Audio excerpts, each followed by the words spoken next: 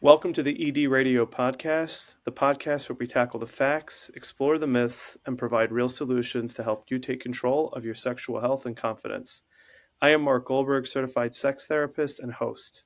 For any men who are serious about resolving ED or other sexual challenges, we encourage you to visit our website, erectioniq.com, and use our additional resources. Reach out to us with questions or schedule a 15-minute complimentary call with us, and we will be happy to connect with you. We are passionate about helping, so please do not hesitate to reach out to us. We are joined today by Patrick Alonso and Cameron Carrothers of the Men's Health Unscripted podcast.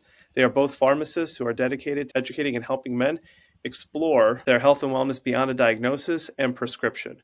They join us today to share their unique insights about the importance of mental health for men and for men's sexual function. Patrick and Cameron, thank you very much for being with us. Oh, thank you for having us. Yeah, thanks for having us. We always enjoy these type of things where we can kind of share some knowledge and see what's up with the men's health community in general. Yep. Okay, so it's great to have the two of you, especially with the pharmacy background, and we're looking forward to you sharing your knowledge and expertise both from the sexual function and from the mental health end. So, to get us started, can you explain the connection between mental health and sexual function, and in particular, how this pertains to men?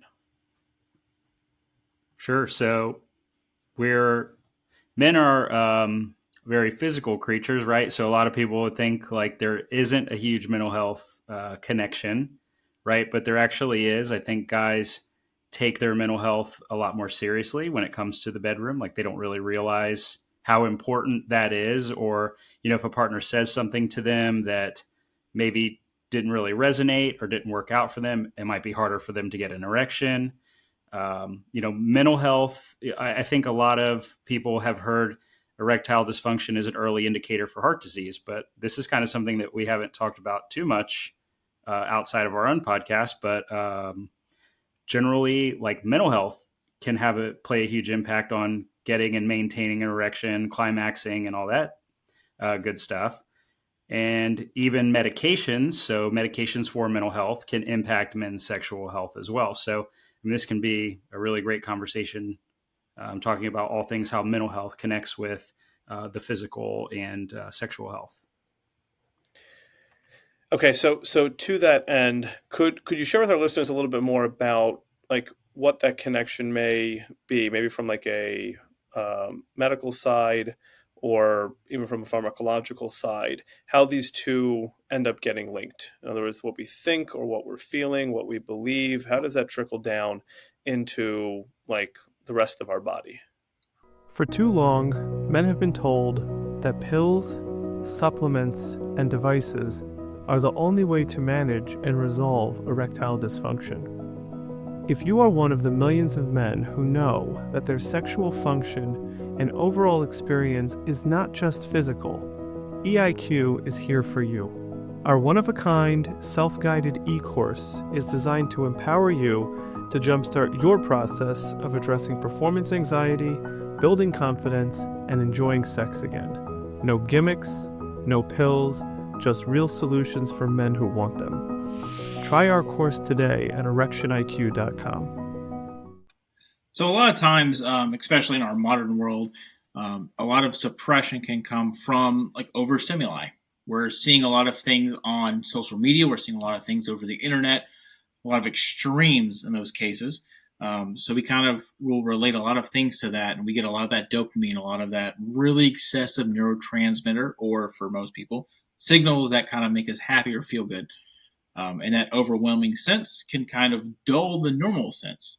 So when you're getting with your partner, you're getting with maybe, you met someone, it's kind of being doled out because it's not as extreme or not as like exciting as you may have seen before.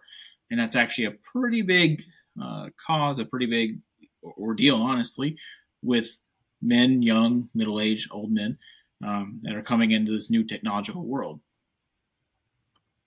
Okay, so what are some of the common mental health challenges that men face that might influence or impact their sexual well-being? Sure. So I guess the low-hanging fruit here would be depression, anxiety.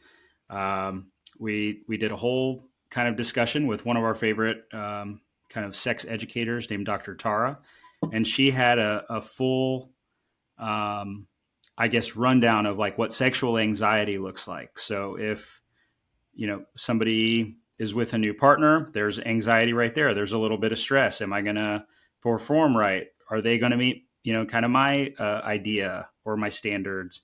And so there's a little bit of anxiety there, but it can also compound into, well, last time, nicest way to put this, like last time I came a little too fast, right? Is that going to happen again? Or last time I couldn't get an erection, I was nervous. She was really pretty, like I think we've heard that like in movies and stuff, like, oh, you were just so hot and I was so nervous and I couldn't get hard. So things like that, I think, are just like low hanging fruit. Sexual anxiety, just wanting. I think that's one misconception. Guys want to be a good partner. They want to be a good lover and get their partner where they need to go, for lack of a better term. But at the same time, depression, right? That can lead to other erectile dysfunction issues. So depression symptoms, laying in bed too much, like just not really finding joy or pleasure in anything, like lacking the ability to kind of get the initiative to go kind of start doing these type of things. And what happens is that can carry over into the bedroom. And I have had bouts of depression myself, and it would, kind of look like a lot of negative self-inflection, like I'm not going to perform. What's even the point of trying? Like those type of things. I mean, I think some of those statements would resonate with how men might, be impacted by depression or anxiety in the bedroom. There's probably a lot of different things that guys have experienced, but I feel like those are two general things that we hear a lot as pharmacists and as hosts of the Men's Health Unscripted podcast. Okay. So that you're saying these things can have an impact both on desire, interest, avoidance, but also on the actual function. Oh, absolutely. If men are up in their heads, they're going to have a very hard time, leaning into like the enjoyable, the pleasurable aspects of sex. Yes, sure. Like essentially, think about it. Like a lot of times, we kind of tired with our, you're working late, you're doing a lot of things, you're busy, you're stressed, your mind's all over the place. Sometimes your mind doesn't lead back down, to your friend downstairs, so it will lead to kind of like a disinterest in a better phrase. Okay, so coming to that, like stress and anxiety in particular, I want to get a more of a sense. How do you differentiate between a sexual-based anxiety and a generalized anxiety? Because we kind of use them oftentimes interchangeably, but do you two see those as being very similar? Do you see them as being different? That's a great question. Go ahead, Cam. Where are you going? I feel like they have some similarities, but I think the target, or at least the aim of it, is where it's going to separate. If that anxiety is based on your performance, or even like how you're coming off to your partner, then it might be more that sexual sense. Generalized could be a lot of things. A lot of people feel a lot of stress about like work, home life, bills, financials, car problems, dog, things like that, where that's going to be not really sexually, like hopefully not. I don't know your life, but hopefully not. But that's going to kind of like help divert where it's going to go. So for a lot of people, I feel like it's really beneficial to kind of like dive down, think about yourself, kind of really start grinding out your feelings, your thoughts, because that'll help you get to that center. And that center is going to be where it's sexual, where it's financial, what that stress core is. And that will really help you kind of make out that road you're looking at. Yeah. To kind of piggyback off Cam really quick too, is like those daily stressors. I mean, those weigh on men. Men are, I guess, like supposed to be the provider, caregiver, things like that of the family. And when those stressors, I mean, men, we like to think of it as like men are the rock of the family. If men don't feel like they're holding it down in some type of way, or there are stressors or worried about finances, job, car, whatever, that disconnects the brain and feelings and emotions and things from being present with the partner.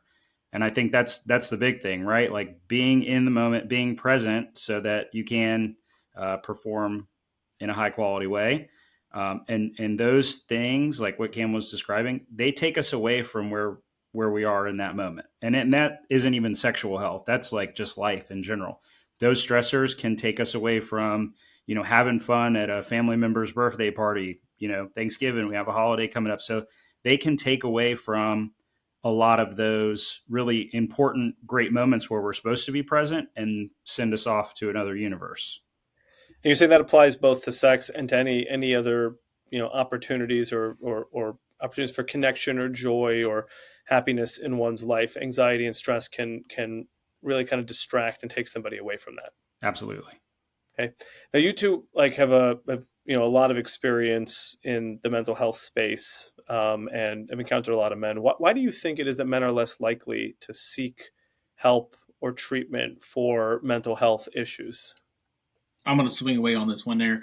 The biggest thing is because, unfortunately, in our society from the dawn of time, whenever we show that kind of emotional or mental, we'll hold the word here, weakness, hold that lightly. A lot of people, being our own sex, being our opposite sex, being whatever relations we have, will kind of see that as an issue, and it has led historically to like seeing down upon, each other in that matter. So we always try to hold that tough guy, formality. We're all trying to be the, biggest, strongest guy, on the block. And unfortunately, when you see someone who's struggling with something, whether it be mental, physical, sexual, we all kind of will make jokes. We have like a, knock them down while we can mentality. And unfortunately, it leads most of us to kind of hold it in, disregard it. And then a certain point, it has like a boiling level, that boiling point where it comes out. And then now it's time to really kind of get into it before something major happens. I would have to say there are few things that are more uncomfortable than watching a grown man cry, like bawl his eyes out. There truly are a few, like I'll see women and kids cry. All right, whatever. But like watching a grown man break down from whatever it is that's making him break down is so uncomfortable. I think for not only the person observing, but like as men, you feel for the guy. You're like, damn, that takes a lot for somebody to be shedding tears in that type of way. And I say it like kind of nervous laughing. Like it is tough to watch a grown man like open up and cry and have those emotions. And I think for a long time, like I came from the generation of I'll give you something to cry about, right? And go pick out your switch. So like sometimes a lot of us like from that generation, it's hard to kind of relate to opening it up, but it does make things a lot better. It makes things a lot easier because you can understand like, okay, where is this coming from?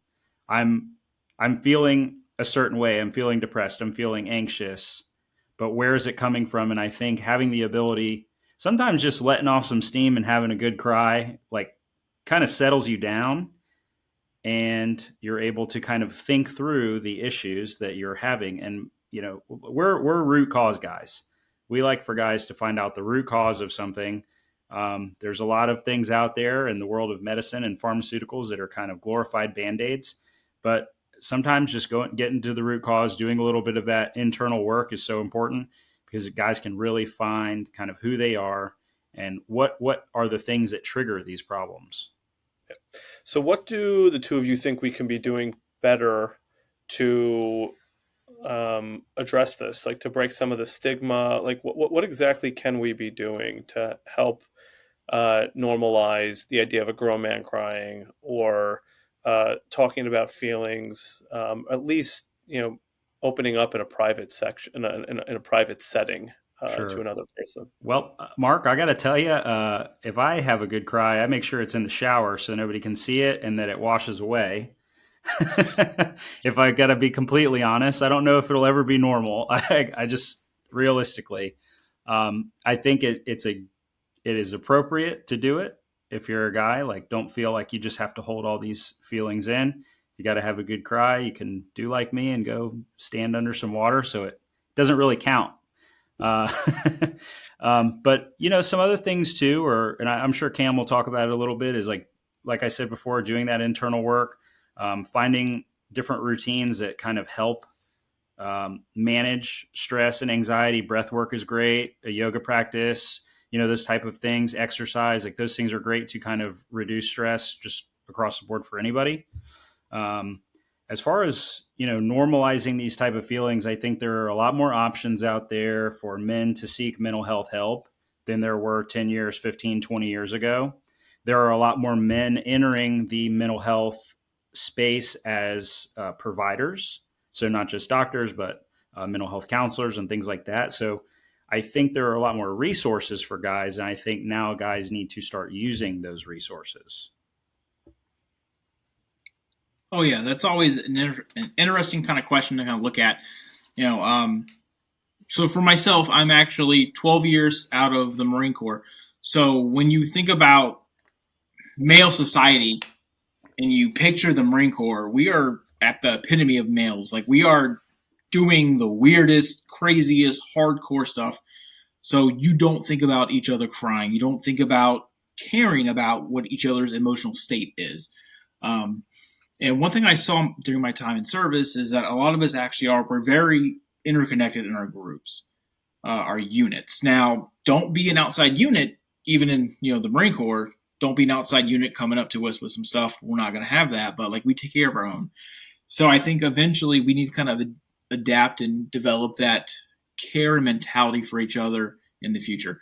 So as Pat was saying, like there's a lot more males coming into practitioner provider levels, where we're kind of being able to comfortably start that dialogue, start this relationship where it's not going to be immediate. You're not going to go see someone day one and be like, oh, I'm having these problems.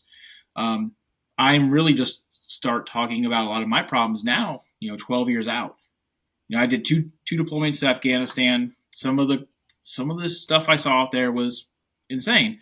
And I'm just now kind of getting to this point where I'm like, oh, I need to talk about this because I've met with some of my junior guys, some of the people that were under my leadership, and they're struggling and their issues.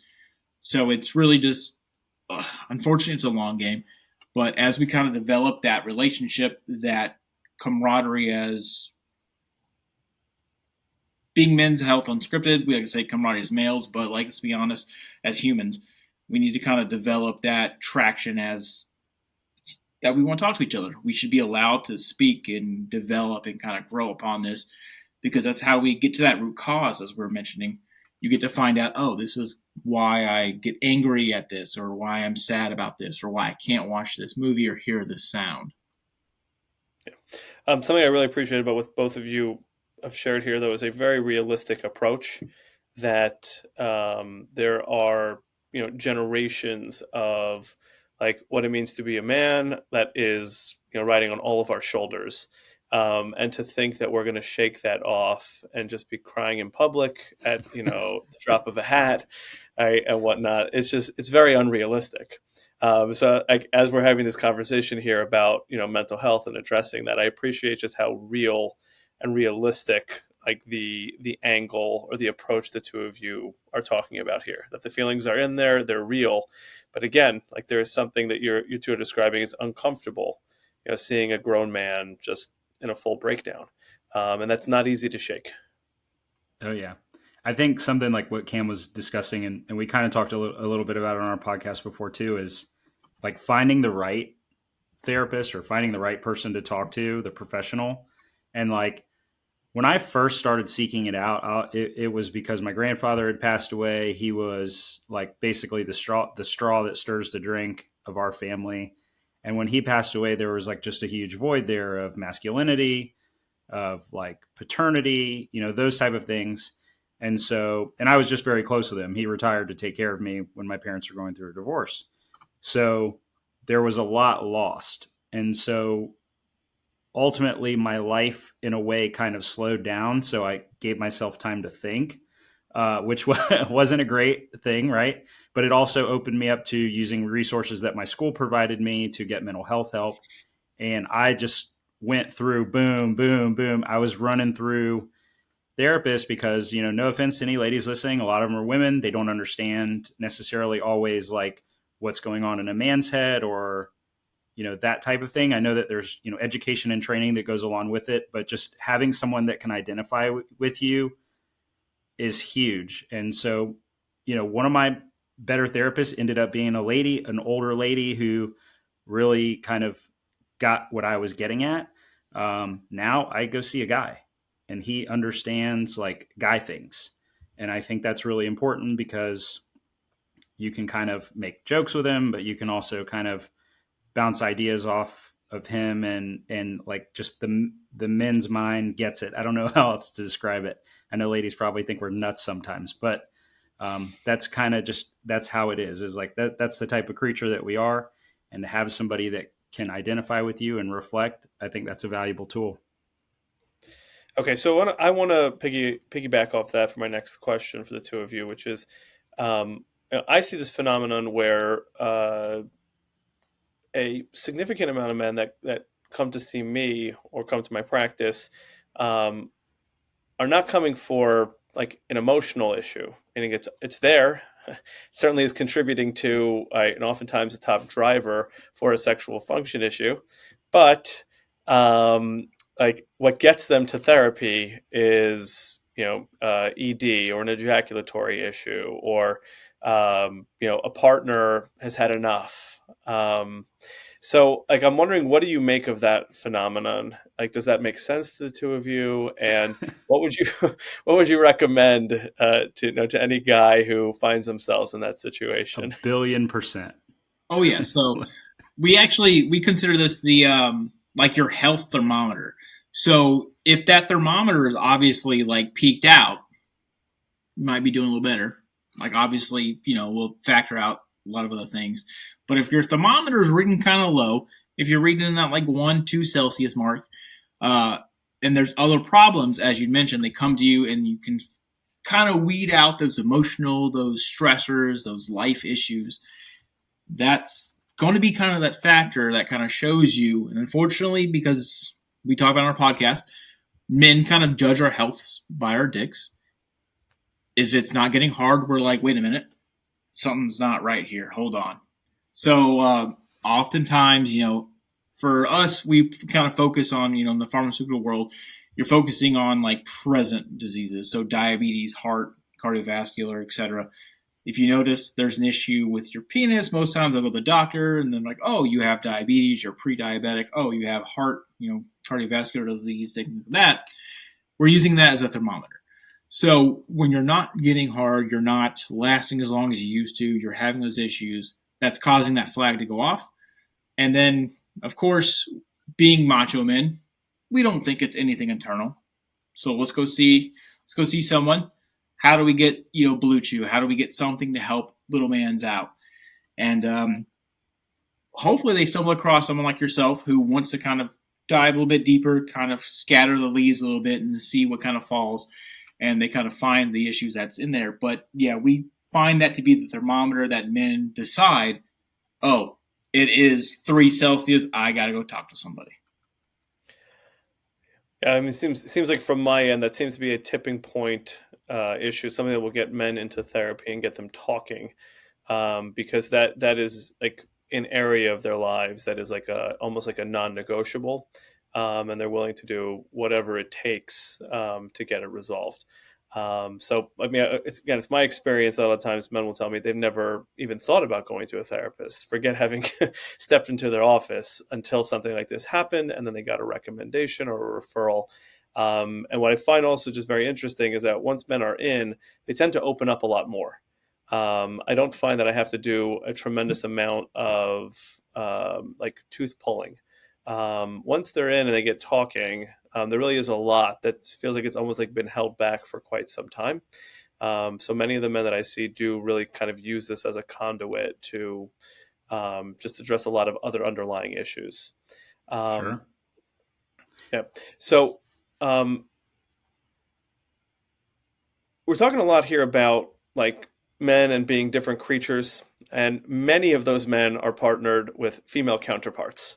So, like, what do the two of you think about, or what would you recommend to a partner who's trying to be supportive of a man who's going through mental health challenges and or sexual challenges?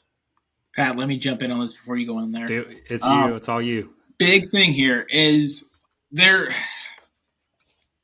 been a historic, whether it be like largely social, largely emphasized, where like female emotional side needs support, like female needs need support, and there's been like the kind of disregard for males that needs to be reciprocated.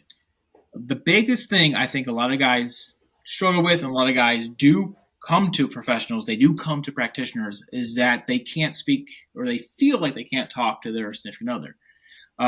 Whether their other will spin it, however, we've had stories in our podcast where the other will immediately spin it upon, the partner, or they'll left field this and just take it to where it's, about like their job or their performance or anything like that.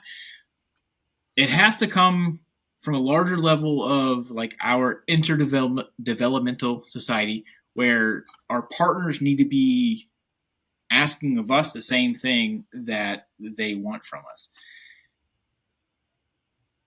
Yeah. Or providing the same thing that they're asking for us to provide. Yeah. So they want that same support.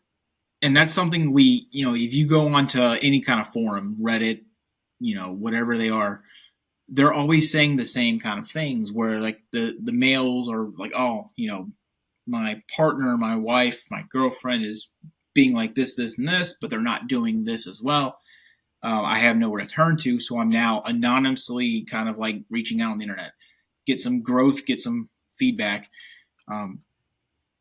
They need to do the same thing. Like females need to be able to provide that, like, not numb, but that like level-headed kind of like understanding and response back. I don't want to use that phrase because that will piss a lot of people off, but like they need to be understanding that, both sides aren't going to be on that same level when it comes to a certain thought or a feeling. But you have to make that effort to kind of find that step and try to meet that middle ground and understand your partner. That's a huge like thing I've been kind of burning through in my last, when I'm 33. So my last 20 years is just trying to find a partner who can understand and listen and do the same things I want to look for. And it is difficult. It's understandable. And females want the same thing. They want, their partners want the same thing. They want to find someone who will listen to them, understand them, and then grow and develop. So we have to have that same thing. Okay. Patrick, did you have some thoughts? So kind of like what Cam said, we had this whole, so you had kind of said at the beginning of the podcast, like we're mental health experts, and that was not by choice. Just want to let you know.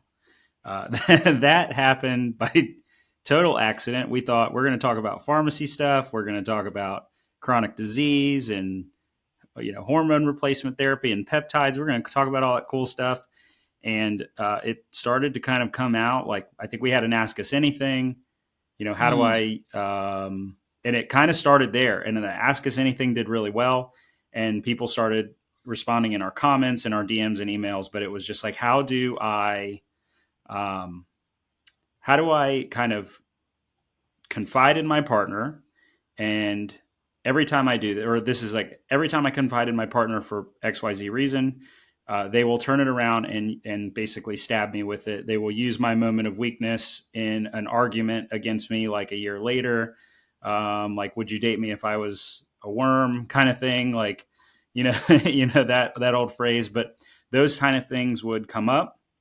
And it was overwhelming, and it was like the most response that we had ever had because it appeared to be a huge issue. Like my partner is not accountable for, I'm saying one thing, my partner isn't being accountable to this, and then they're just lashing out at me when the opportunity comes, or they're mad at me, or we're in an argument. And, we kind of said the first thing that might be a really good idea is just set a boundary. Like, hey, this isn't going to happen anymore.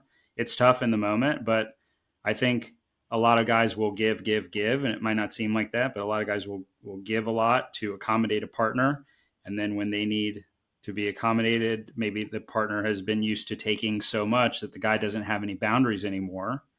And with lack of boundaries, anything can happen, right? It's just the dam breaking over, and now there you have a flood, really. Okay, so you're saying what I'm gathering from both of you is that like men do need like a like supportive like relationship to some degree. Right? They cannot just be in a position where they're just like giving, and doling out, or just being in a listening, empathic position without having somebody who's able to come meet them somewhere on their own wavelength, right? And like being able to like really kind of provide the support that they need in return. Sometimes that might come through boundaries, but sometimes it just comes through like being able to make an empathic connection in a way that kind of resonates like for like the way a man might think or go through like the world. Yeah, the truth kind of bounces back across his feelings because, of course, like we all have an idea of what we want in a partner, what we want in our lives. And unfortunately, you see it a lot of times online, especially because people can say whatever they want nowadays, that people aren't getting certain things. They're not getting the response or the return. We've had a lot of interviews, a lot of encounters with sex therapists, regular therapists, and everybody, and they talk about like love languages. Not gonna lie, don't like the term. It's weird, outlandish. Let's throw the guy hat on here. It's weird. What the fuck are they talking about? But when you kind of like weed through some of the rhetoric, some of the weird languaging, it does make sense because we all have a certain way that we show affection, we show attention, and we also want to have a certain affection and attention return, paid back, returned to us. Dr. Tara, as Pat mentioned earlier, is one of our favorites. She goes into it deep, and it's good. But like sometimes you're like, what the hell are you talking about? And that's the guy level. So we kind of have to like take this information. You need to shred it apart. We like our pulled pork. Pull that pork apart. Find out that good juicy center, and then that's kind of what you want to enjoy, right? So we're finding that meat. Figure out what it is. Be aware of yourself. So we kind of talked about, earlier, doing a lot of that self kind of like exploration. You need to kind of figure out what is it that you want from a partner, and then talk to that partner. Now, if that partner is not about it, if they want to flip it, if they want to turn it for themselves, that ain't it, homie. Bounce. It's always like, it's a tough decision. It's a tough thing to have those moments where you're kind of doubting your direction, you're doubting your life, your progression with this individual.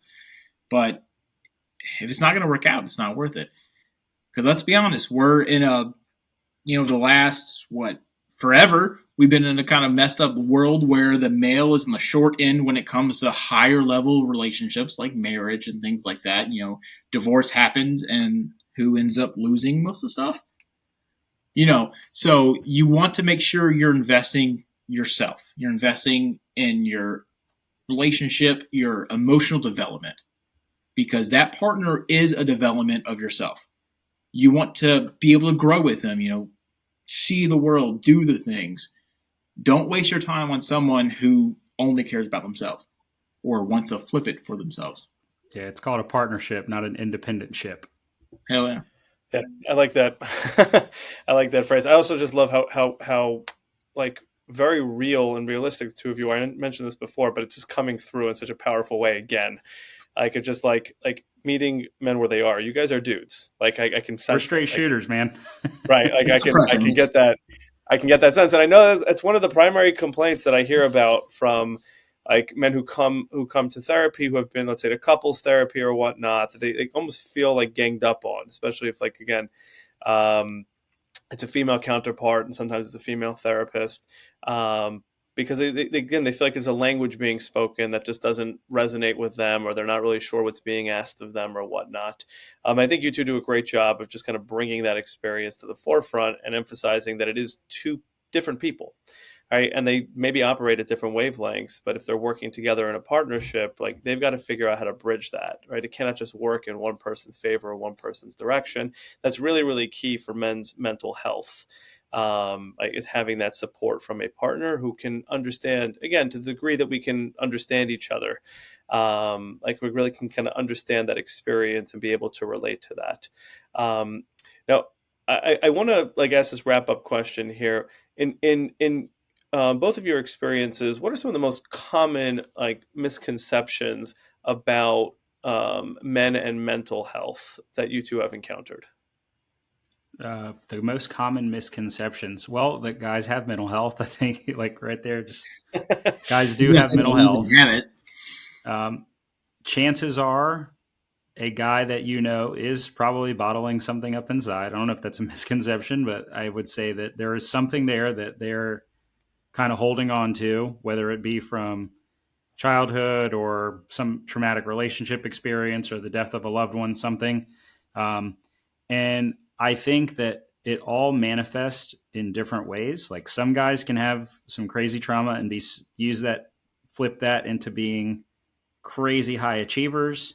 But I think one thing that I would like to clear up now that you mention it is that there's a large drop off of men in the workforce. Like young men, there are less and less young men entering college, entering trade school, entering the workforce.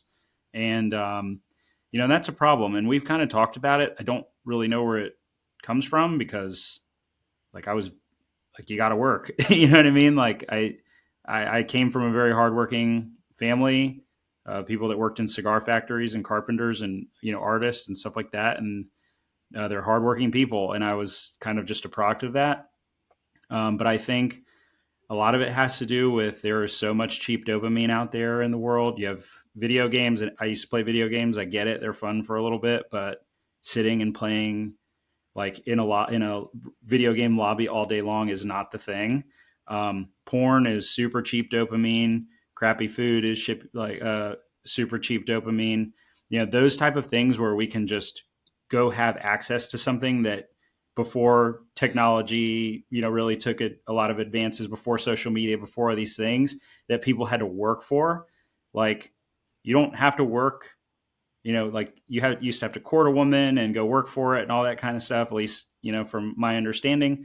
But now you go on Instagram, you can go on OnlyFans, like they're right there in front of you, like those type of things have diluted our experience as men because the world is, I hate to say it, but sometimes I feel like the world is using these cheap dopamine tools to target men, and men are slowly just trickling out. I mean, so we'll see. I think there's a lot of things. There's no one magic pill here, but stay away from cheap sources of dopamine. One last thing about that is early on in my pharmacy practice, and I think when I was in pharmacy school was the first time I saw it or heard about it.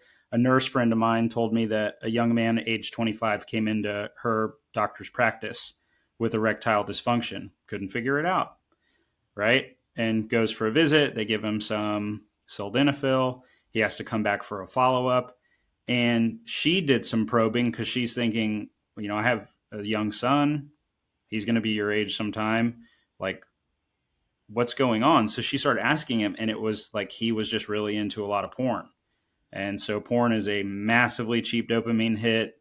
It is detrimental for your sexual health. It is, detrimental for relationship health. It really is. And so much as you can, if anybody's listening, stay away from the porn. It is horrible. Like we have seen young men on erectile dysfunction medications. You would think a 50 or 60-year-old is on these things. And you're talking about guys in their 20s, right? Where everything should be working great, right? And so that's something really important. I think that would be my misconception and truth spitting for a minute. Yeah. There's a larger topic to develop around just like younger men and the trends that have been going on in recent times. I think it will be a sociological phenomenon that will be studied well into the future. But there certainly are trends that are, beyond just like curiosity, like they're having a real impact. We're seeing that in the mental health, but also in the sexual health space as well. Sorry, Cameron, last word. Sorry, I just want to kind of like jump in there as Pat was saying. A big thing I think a lot of us can learn from is, as he'd mentioned, there's things like OnlyFans, a lot of internet stuff, resources you can find, bad materials. you get that kind of what we call post-nut clarity. And I think that's at the heart, the moment where most men kind of like really get to introspectively look at themselves. And it's a weird moment to kind of speak about this because, let's be honest, we don't connect our emotional state with that particular activity. But like at that moment where your brain is kind of over whatever stimuli, your needs are handled, that's kind of where you kind of realize like, oh, this is not okay. Like this is kind of messed up. Like, oh, I hope they're okay. You start to have these really emotional questioning and inflictions. And it's something I think a lot of us need to have, maybe not in that particular word phrasing, but just kind of think about things as people are experiencing, their own emotions, their own crying sessions, their own struggles, and reflect and kind of see how that's affecting them, how it's affecting yourself, and then what your response is. Because a lot of times our guy groups, our response is fuck them, we're fine. But like internally, you're like, oh man, that's not good. Like hope they're okay. Like I hope they worked out, but you don't say it. Like have that post clarity and be like, we need to probably reach out. We need to talk to somebody about this. We need to, if it's issue maybe in certain people's domain, reach out to Mark, reach out to your therapist, whoever you got, your friends, Yeah, but I think it's a really just a good, important closing message that like the things that are going on the inside, like they do make their way out, and like that could be like used as a flag or a signal. Like go find somebody. I'm not saying to get on, to Instagram Live and let the whole world, see that you're having an emotional moment and whatnot. If that's your jam, go for it. But for most guys, right, like that's just not how this is going to go. But that those internal like discomforts and something doesn't seem right, like that could be like a great flag to say, let me just go talk to somebody. Yeah. Like let me just go find somebody who I can speak this out with, or I can try to make some progress, because just because you're able to suppress it or filter it or not let it out and you kind of get through the moment doesn't make it any less real, because you can do that. Gentlemen, this has been fantastic. I really appreciate just how real you are about like what it means to be a guy, mental health, and really kind of like meeting yourselves in a very real way, and like hopefully giving men that listen to this podcast like a little bit of a different flavor, a different angle towards just mental health in general, because it's so critical that we get like voices like your two out there. So again, I really appreciate your time. I hope to have the two of you back on for a future episode. Thank you. And we'll talk to you. We'll exchange some email about having you on. It would be very interesting. And one last thing from us, as far as guys, think about how you're marketed to. What you have, women have all this like great marketing and stuff for all these products and all this stuff, self-care and everything. And like, that's great. Guys need that too. But how is our self-care marketed to us? Dick pills, hair loss, and testosterone, and you're more than those three things. And that's kind of like what we want to close on. Okay. Powerful closing. We appreciate that. Thank you. Thank you.